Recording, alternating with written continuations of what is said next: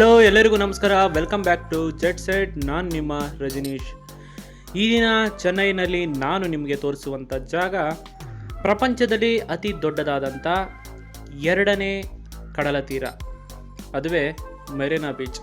ಅದರ ಪಕ್ಕದಲ್ಲಿ ನಿಮಗೆ ಮತ್ತೊಂದು ಲೈಟ್ ಹೌಸ್ ಸಿಗುತ್ತೆ. ಸೊ ಅದರ ಎರಡರ ಬಗ್ಗೆನೂ ಈ ವಿಡಿಯೋದಲ್ಲಿ ನಾನು ನಿಮಗೆ ತೋರಿಸ್ತೀನಿ. ಸೊ ಈ ವಿಡಿಯೋ ಎಲ್ಲೂ ಸ್ಕಿಪ್ ಮಾಡದೆ ಕಡೆವರೆಗೂ ನೋಡಿ. ನೀವಿನ್ನೂ ನನ್ನ ಚಾನಲ್ನ ಸಬ್ಸ್ಕ್ರೈಬ್ ಮಾಡಿಲ್ಲ ಅಂದರೆ ದಯವಿಟ್ಟು ಸಬ್ಸ್ಕ್ರೈಬ್ ಮಾಡಿ ಅಂತ ಹೇಳ್ತಾ ಬನ್ನಿ ಈ ವಿಡಿಯೋದೊಳಗೆ ಹೋಗೋಣ.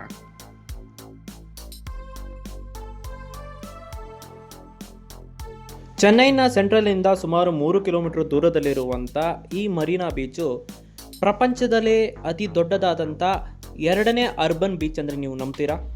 ಹೌದು, ಇದು ಪ್ರಪಂಚದಲ್ಲಿ ಎರಡನೇ ಅತಿ ದೊಡ್ಡದಾದಂಥ ಅರ್ಬನ್ ಬೀಚ್.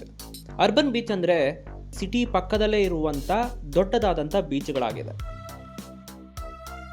ಹಾಗಾದರೆ ನೀವು ಕೇಳ್ಬೋದು, ಪ್ರಪಂಚದಲ್ಲಿ ಇರುವ ಅತಿ ದೊಡ್ಡದಾದಂಥ ಮೊದಲನೇ ಅರ್ಬನ್ ಬೀಚ್ ಯಾವುದು ಅಂತ. ಅದು ಬ್ರೆಜಿಲ್ ದೇಶದಲ್ಲಿರುವಂಥ ಕ್ಯಾಸಲ್ ಬೀಚ್. ಈ ಮರೀನಾ ಬೀಚ್ ಬಗ್ಗೆ ವಿಡಿಯೋ ಮಾಡೋದಕ್ಕೆ ಒಂದು ವಿಡಿಯೋ ಸಾಲೋದಿಲ್ಲ. ಅದಕ್ಕಾಗಿ ನಾನು 2 ವಿಡಿಯೋ ಮಾಡಿದ್ದೀನಿ. ಒಂದು ಡೇ ಲೈಟಲ್ಲಿ, ಇನ್ನೊಂದು ನೈಟ್ ಟೈಮಲ್ಲಿ. ಯಾಕಂದರೆ ಇದು ನೈಟ್ ಟೈಮಲ್ಲಿ ಬೇರೆ ವೈಬೇ ತೋರಿಸುತ್ತೆ.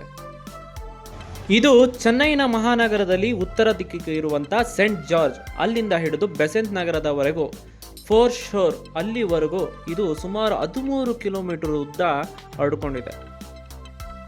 ಈ ಬೀಚಿನಲ್ಲಿ ಗೋಲ್ಡನ್ ಸ್ಯಾಂಡನ್ನು ನೋಡ್ಬೋದು. ಸಾಮಾನ್ಯವಾಗಿ ಗೋಲ್ಡನ್ ಸ್ಯಾಂಡು ಎಲ್ಲ ಬೀಚಲ್ಲೂ ಸಹ ಇರೋದಿಲ್ಲ.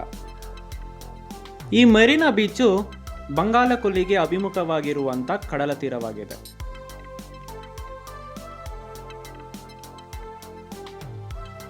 ಮೆರಿನಾ ಬೀಚ್ ಪಕ್ಕದಲ್ಲಿ ನಿಮಗೆ ಫಿಶ್ ಮಾರ್ಕೆಟ್ಗೆ ಹೋಗುವಂಥ ಒಂದು ರೋಡ್ ಸಿಗುತ್ತೆ. ಆ ರೋಡ್ ಪಕ್ಕದಲ್ಲಿ ನಿಮಗೆ ಒಂದು ಲೈಟ್ ಹೌಸ್ ಸಿಗುತ್ತೆ.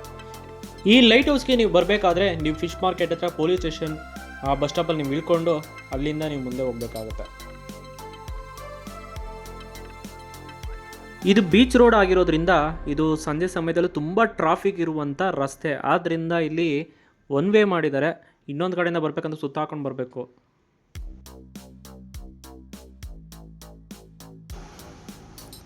ಭಾರತದಲ್ಲಿ ಅನೇಕ ಲೈಟ್ ಹೌಸ್ಗಳಿದೆ, ಆದರೆ ಇದು ಮೊದಲನೇ ಸ್ಥಾನದಲ್ಲಿ ನಿಲ್ಲುತ್ತೆ. ನೀವು ಓನ್ ವೆಹಿಕಲಲ್ಲಿ ಬಂದರೆ ನಿಮಗೆ ಪಾರ್ಕಿಂಗ್ ಮಾಡೋಕ್ಕೆ ಕಷ್ಟ ಆಗುತ್ತೆ. ಆದ್ದರಿಂದ ನೀವು ಪಾರ್ಕಿಂಗ್ ಮಾಡೋ ಹಾಗಿದ್ದರೆ ನೀವು ಬ್ಯಾಕ್ ಸೈಡ್ ಬೀಚ್ ಕಡೆ ನೀವು ಪಾರ್ಕಿಂಗ್ ಮಾಡಿ. ಭಾರತದಲ್ಲಿ ಇರುವಂಥ ಎಲ್ಲ ಲೈಟ್ ಹೌಸ್ಗಳು ಕೇವಲ ಒಂದು ಬಾರಿ ಓಪನ್ ಆಗುತ್ತೆ. ಆದರೆ ಇಲ್ಲಿರುವಂಥ ಲೈಟ್ ಹೌಸು ಬೆಳಗ್ಗೆ 10 ಗಂಟೆಯಿಂದ ಮಧ್ಯಾಹ್ನ 1 ಗಂಟೆಗೆ ಮತ್ತು 1 ಗಂಟೆಯಿಂದ ಸಂಜೆ 6 ಗಂಟೆವರೆಗೂ 2 ಬಾರಿ ಓಪನ್ ಆಗುತ್ತೆ. ಇಲ್ಲಿ ಒಬ್ಬರಿಗೆ 20 ರೂಪಾಯಿ ತೊಗೊತಾರೆ. ಇಡೀ ಪ್ರಪಂಚದಲ್ಲಿ ಲಿಫ್ಟ್ ಇರುವಂಥ ಕೆಲವು ಲೈಟ್ ಹೌಸ್ಗಳಲ್ಲಿ ಇದು ಸಹ ಒಂದು. ಭಾರತದಲ್ಲಿ ಇರುವಂಥ ಏಕೈಕ ಲೈಟ್ ಹೌಸ್ ಇದಾಗಿದೆ. ನೀವು 9ನೇ ಫ್ಲೋರ್ ಹೋಗಿ ಅಲ್ಲಿಂದ ಮತ್ತೆ ನೀವು 2 ಫ್ಲೋರು ಮೇಲೆ ಹೋಗಬೇಕಾಗುತ್ತೆ.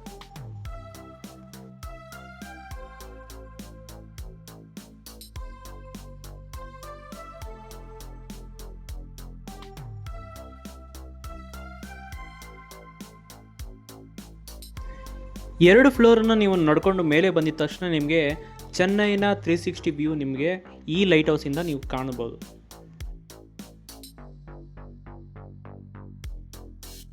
ಈಗ ನೀವು ನೋಡ್ತಾ ಇರೋದು ಚೆನ್ನೈನ ಉತ್ತರ ಭಾಗ.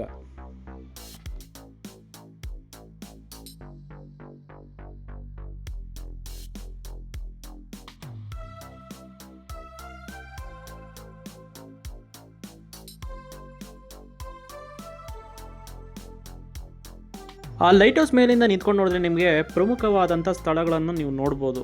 ವಿಶೇಷವಾಗಿ ಚೇಪಾಕ್ ಮೈದಾನ ಮತ್ತು ಜಯಲಲಿತಾ ಅವರ ಸಮಾಧಿ ಮತ್ತು ಈಗ ಕನ್ಸ್ಟ್ರಕ್ಷನ್ ಆಗ್ತಿರುವಂಥ light house metro station. So ಅದು ಸಹ ನೀವು ನೋಡ್ಬೋದು. ಈ ಲೈಟ್ ಹೌಸಿನಿಂದ ಸ್ವಲ್ಪ ದೂರದಲ್ಲಿ ನಿಮಗೆ ಸ್ವಾಮಿ ವಿವೇಕಾನಂದರ ಮನೆ ಸಹ ಕಾಣಿಸುತ್ತೆ.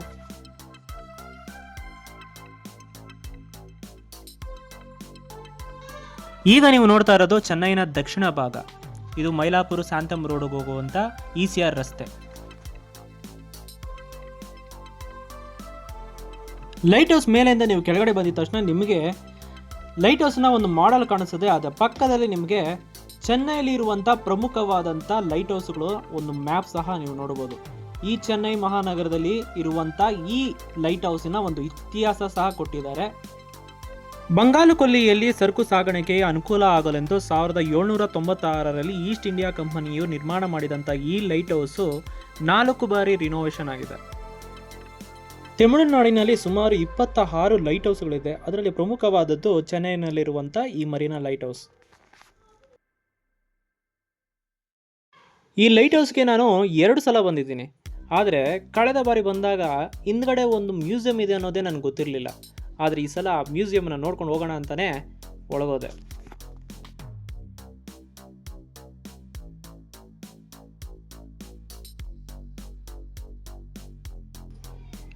ಲೈಟ್ ಹೌಸ್ ಮ್ಯೂಸಿಯಂ ಒಳಗೆ ಫೋಟೋಸು ಮತ್ತು ವಿಡಿಯೋಗ್ರಫಿ ಅಲೋ ಇಲ್ಲ ಅಂತಿದ್ರು.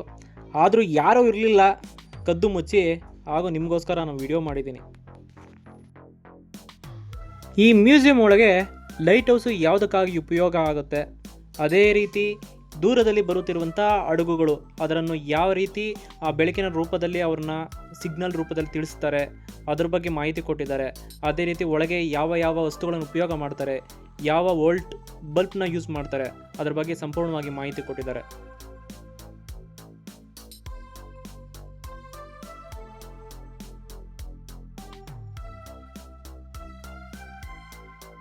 ನಾನು ದಕ್ಷಿಣ ಭಾರತದಲ್ಲಿ ಸುಮಾರು ಲೈಟ್ ಹೌಸ್ಗಳನ್ನು ನೋಡಿದ್ದೀನಿ.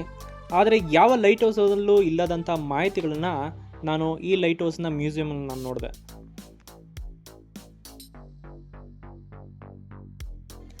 ಬ್ರಿಟಿಷರ ಮತ್ತು ಫ್ರೆಂಚರ ಕಾಲದಲ್ಲಿ ಈ ಚೆನ್ನೈ, ಆಗ ಮದ್ರಾಸ್ ಅಂತ ಕರೀತಾ ಇದ್ರು, ಆ ಸಮಯದಲ್ಲಿ ಈ ಜಾಗ ಪ್ರಮುಖವಾದಂಥ ವಾಣಿಜ್ಯ ಸರಕು ಸಾಗಾಣಿಕೆಯ ಕೇಂದ್ರವಾಗಿತ್ತು.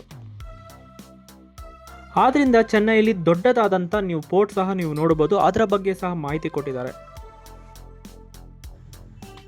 ನನಗೆ ಅಲ್ಲಿ ಇನ್ನೊಂದು ವಿಚಾರ ಕೇಳ್ಪಟ್ಟೆ, ಏನಂದರೆ ಪ್ರತಿದಿನ ಈ ಲೈಟ್ ಹೌಸು ಮತ್ತು ಮ್ಯೂಸಿಯಂ ನೋಡೋದಕ್ಕೋಸ್ಕರನೇ ಪ್ರತಿದಿನ 2000ರಿಂದ 3000 ಜನ ವಿಸಿಟ್ ಮಾಡ್ತಾರಂತೆ. ಜಸ್ಟ್ ಇಮ್ಯಾಜಿನ್ ಇನ್ನು ಎಷ್ಟು ಫೇಮಸ್ ಇರ್ಬೋದು ಈ ಲೈಟ್ ಹೌಸ್ ಅಂತ.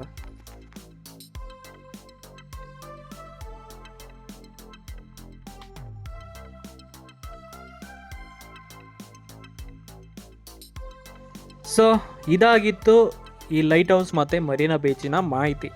ಈ ಮರೀನಾ ಬೀಚ್ ಬಗ್ಗೆ ಮತ್ತೊಂದು ನಾನು ವಿಡಿಯೋ ಮಾಡ್ತೀನಿ. ಯಾಕಂದರೆ ಇಷ್ಟೊತ್ತು ನೀವು ನೋಡಿದ್ದು ಹಗಲೊತ್ತಲ್ಲಿ, ರಾತ್ರಿಯ ಸಮಯ ಹೇಗಿರುತ್ತೆ ಅನ್ನೋದನ್ನ ನಾನು ಮತ್ತೊಂದು ವಿಡಿಯೋದಲ್ಲಿ ನಾನು ತೋರಿಸ್ಕೊಡ್ತೀನಿ.